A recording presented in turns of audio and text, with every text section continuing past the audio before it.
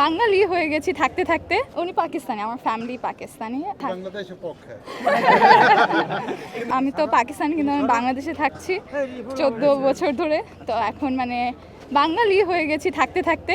তো যা যা টিম জিতবে তাকে সাপোর্ট করি, আর খুশি হব যদি বাংলাদেশও জিতে বা পাকিস্তানও জিতে, দুইজনের জন্যই সাপোর্ট করতেছি।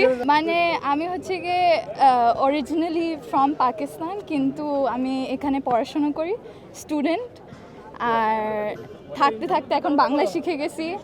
উনি আপনার কি হয়? উনি আমার বাবা, আর উনি কি বাংলাদেশে? উনি পাকিস্তানি, আমার ফ্যামিলি পাকিস্তানি।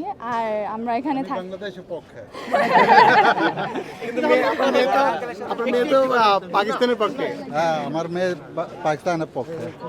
আমার ওই ছেলে, দুইটা ছেলে, হ্যাঁ, উনি আছে বাংলাদেশের পক্ষে, উনি পাকিস্তানের পক্ষে। না, আমাদের ঘরে কি তাহলে একটা বিশাল একটা যুদ্ধ হ্যাঁ, যুদ্ধ আছে, এখন যুদ্ধ চলতেছে।